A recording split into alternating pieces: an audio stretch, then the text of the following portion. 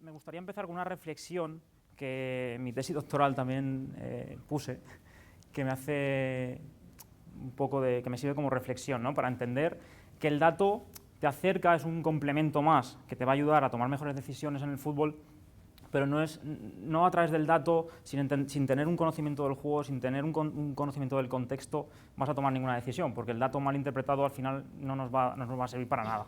Entonces, esta frase de Cambonnan, que es un filósofo, un sociólogo francés de principios del siglo XX, es muy interesante porque nos viene a decir que tenemos con el dato, de alguna manera cuando entendemos el fútbol como un sistema complejo, una aspiración a la totalidad, pero al final debemos reconocer que existe, o sea, una aspiración a la verdad, pero teniendo un reconocimiento hacia la imposibilidad de la totalidad. Es decir, tenemos que partir de que el fútbol como un sistema complejo, debemos entenderlo como un sistema complejo que es limitado, de alguna manera, y que el dato nos va a aportar pues, cierto conocimiento, cierta información, pero no es la panacea. Por lo tanto, debemos sobre todo contextualizar muy bien cuál es nuestro contexto.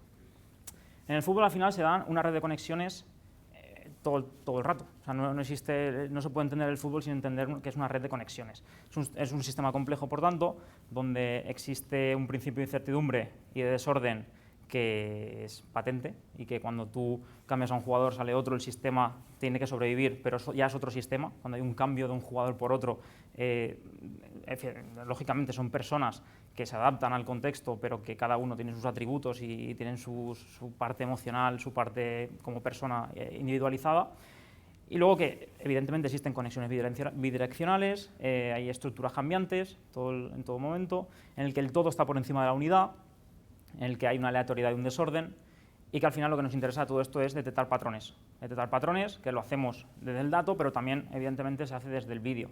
Cuando tú estás analizando vídeo, un analista, un entrenador, lo primero que detecta, este movimiento se hace muchas veces. Mira, este jugador juega mucho en corto, este juega mucho en largo, el portero se tira peor para allá que para allá. Entonces, todo este comportamiento, esta detección de patrones, se hace tanto en vídeo analítico como también en datos. Pero no debemos nunca olvidar que lo subjetivo, cuando hablamos de fútbol, aporta más que el dato. El dato es un complemento. Eso debemos tenerlo desde un punto de vista de humildad muy claro, porque al final el fútbol existía antes del dato aplicado al fútbol, por lo tanto debemos ser un apoyo.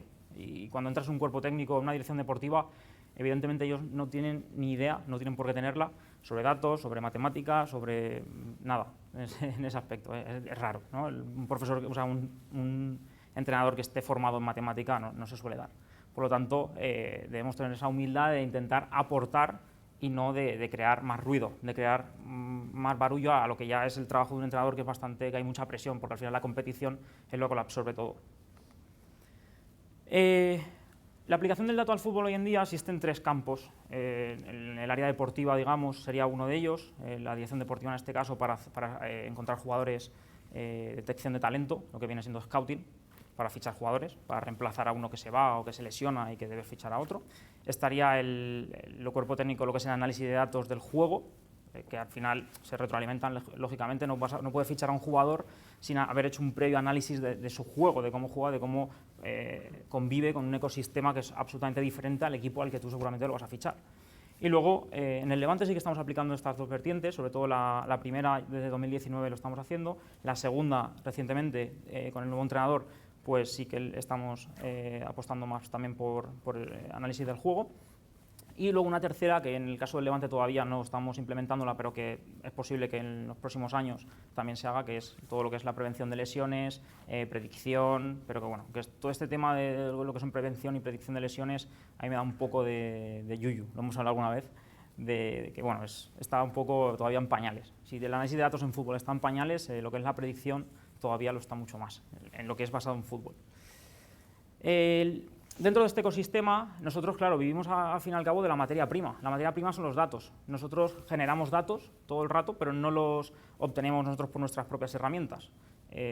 Más allá de GPS, el típico chaleco que tienen los jugadores que se puede ver en un partido de fútbol, en un entrenamiento, más allá de eso nosotros compramos los datos a terceros. En este caso pues está Touchbomb, que es Pablo luego os comentará más al detalle sobre ello. Está MediaCoach, que es un producto de la Liga, que facilita a todos los clubes unas herramientas básicas, unos elementos básicos, tanto de datos como de vídeo, para que exista una por así decirlo, democratización de lo que es la información base para poder realizar análisis y que todos los equipos, los 42 equipos del fútbol profesional tengan las mismas herramientas, las mismas oportunidades. Está Stats Perform, que es lo que era Opta, también Opta forma parte de ello. Skill Corner, que es una empresa también francesa que trabaja sobre todo el tracking para tema físico, para tener estadísticas de tema físico. Pero todo esto no tiene ningún sentido, analizar datos, si no tenemos un conocimiento del juego. Analizar dato por analizar dato, como decía, no sirve de nada. Es decir, al final hay que saber cuál es nuestro tablero, nuestra regla. Primero, evidentemente, tienes que saber cuál es el reglamento del fútbol. Lógicamente, tienes que entender unos conceptos base, que ahora veremos también, para entender qué es lo que te va a pedir un entrenador o un cuerpo técnico o un analista o un director deportivo cuando tú formes parte de este ecosistema, de la industria del fútbol. Entonces, entendiendo el juego, para mí es interesante en los aspectos posicionales saber cualquier cosa que te va a decir un entrenador es, pero ¿cómo ocupamos el espacio? ¿Cómo el rival ocupa el espacio? ¿Qué formación juega? La formación, al fin y al cabo, es algo de inicio, pero no como hemos visto, es un sistema cambiante todo el rato, es un sistema complejo que aunque tú partas de un 4-4-2, va a haber momentos en el que se va a cambiar a un 4-3-3, en el que va a haber variaciones. Entonces, ¿cómo ocupa el espacio el rival? ¿Cómo interpretamos esos espacios? ¿Dónde se generan las superioridades? Todo este tema es la típica pregunta que te va a hacer un cuerpo técnico, una dirección deportiva. ¿Cuál es el estilo de juego del rival? ¿Juegan directo, juegan combinativos, salen desde atrás, juegan más en bandas, tienen profundidad, son anchos, son estrechos? Es el lenguaje que, si algún día formáis parte de un cuerpo técnico de la industria del fútbol, una agencia de representación, me da igual, van a hablar en este idioma. Tanto, no te van a pedir un análisis de componentes principales, no te van a pedir un PCA, te van a pedir que entiendas, que interpretes el juego. Y a partir de ahí, con datos, tú le vas a aportar, le vas a decir, mira, a partir de este modelo tal, y le vas a dar 3 pinceladas, 3 ideas, porque te van a pedir eso, no te van a pedir que les hagas un paper de 15 páginas. En fase defensiva, ¿qué hace el equipo sin balón? Cuando perdemos el balón, ¿qué hacemos? ¿Cómo nos organizamos? Hacemos un bloque alto, un bloque bajo, un bloque bajo-medio. ¿Cómo nos organizamos sin balón? ¿Hacemos una presión fuerte tras pérdida? En fase ofensiva, ¿qué hacemos con balón? Cuando tenemos el balón, recuperamos el balón, somos verticales, combinamos en corto, salimos por un lateral, intentamos atraer para generar superioridad al espacio. Toda esta manta un poco de conceptos así que tiras al aire es el lenguaje del que hablan los futbolistas. En los medios de comunicación no vais a encontrar que se hable tanto de esto, pero al final el fútbol profesional, el fútbol de élite, el lenguaje que existe es este. Y luego las acciones a balón parado, que bueno, son un mundo aparte, a nivel estadístico también, a nivel de datos es bastante complejo de analizar, pero también os van a preguntar sobre acciones a balón parado. Un poco en este hilo, conceptos clave. Pues tenemos creación y ocupación de espacios, vamos a tener situaciones de superioridad. ¿Dónde se generan las situaciones de superioridad? ¿Se generan en un lado, en otro? ¿Cómo enfrentamos situaciones de 2 contra 1, de 3 contra 2? Controles orientados, también muy interesante, te van a preguntar el jugador, pero suele salir hacia derecha, control hacia izquierda, es zurdo, es diestro. Por ejemplo, imaginad una situación en la que juegas contra un equipo que tiene 2 laterales, o sea, 2 centrales diestros. Pues lo van a tener más complicado para desplazar hacia izquierda, seguramente, porque van a salir siempre por derecha. Pues este tipo de cosas que más de picardía que de conocimiento a gran escala, digamos, pues es lo que se centra muchas veces un entrenador. La altura, la profundidad, la anchura. Hablamos de los sistemas, a qué altura está jugando el equipo, la línea defensiva la pone muy atrás, muy adelante, juega con profundidad, con anchura, con menos anchura. Es un equipo que abre mucho los extremos para meter laterales hacia adentro o al revés, juegan los extremos a pierna cambiada para meterse hacia adentro que los laterales sean profundos. ¿Qué es una presión tras pérdida? Ahora veremos un ejemplo, por ejemplo. Una segunda jugada, donde un delantero remata, es muy bueno en el balón aéreo y deja muchas segundas jugadas. Esto sobre todo en el fútbol inglés, fútbol alemán, fútbol rápido, está a la orden del día. El ritmo de circulación es bajo, es alto, el ritmo de recuperación, recuperan mucho, en campo contrario, a qué altura. El equipo, tu equipo produce muchas pérdidas en primer tercio del campo o no. Son conceptos que a partir de los datos luego tenemos que saber cómo interpretar toda esta amalgama de información. Voy a poner un vídeo ahora. A ver, un segundo. Sí, aquí está. Nada, es una situación, es un gol en concreto que marcamos a la vez la temporada pasada. Hostia. No se puede reproducir.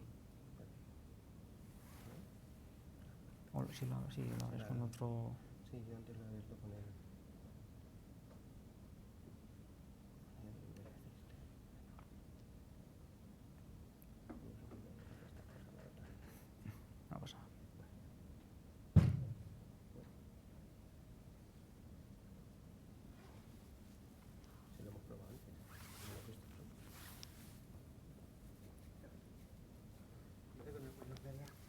pero con el...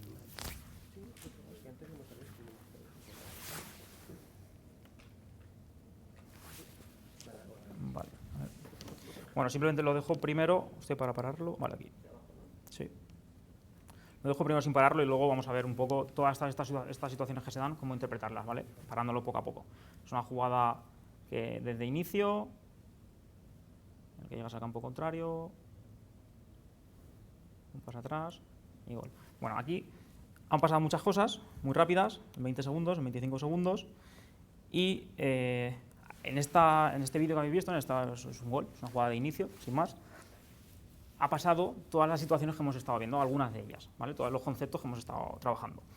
En principio, sale Aitor en corto, juega con el centrocampista, podemos ver ya los sistemas, más o menos cómo está organizado cada equipo. Ellos están jugando 4 atrás, no sé si se ve aquí, sí. Vale, están jugando 4 atrás, tienen 2 pivotes y arriba tienen 2 jugadores y 2 extremos, ¿vale?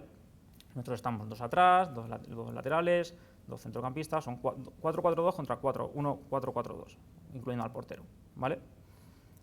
Lo primero que sucede, ahora, aquí vemos que hay ya una generación de espacios. El pivote rival salta a esta situación, aquí se están generando espacios, ¿vale? O sea, un entrenador cuando se hable de, no os va a decir, este jugador tenía un 48% de pérdida, no sé qué, tal, eso le va a dar igual normalmente. Te va a decir, aquí se generó el espacio. Aquí Morales, en este caso, interpreta muy bien el espacio porque arrastra a su marca, se mete en medio y vuelve a jugar. Y este jugador sale de su zona, ¿vale? Ahora aquí hacemos lo mismo. Juega aquí, se genera un espacio, este jugador, joder, me cuesta pararlo al mismo tiempo porque es un reproductor diferente. Sí, pero... A ver, sí, vale, mejor. Sí, mejor. Vale. Aquí, vale, lo mismo. Vemos aquí esta situación que salta, el centrocampista del equipo rival va a saltar con el nuestro, y ¿qué es lo que pasa? Que juegan largo. Se genera aquí espacio a la espalda de los centrales, aquí hay espacio, aquí hay más espacio, podría haber combinado a lo mejor por el centro, pero ya está generando situaciones de superioridad, al menos posicional, no numérica. En este caso, el jugador aquí orienta el balón, el control no es un buen control, porque es un control hacia afuera, que pierde la ventaja que tenía, pero aquí se ha generado bastante espacio. Aquí la pasan hacia atrás en profundidad, aquí este control orientado es medio gol porque se va de su marca, genera una ventaja, este jugador melero interpreta muy bien este espacio, este pivote pues se duerme un poco los laureles y finaliza con gol.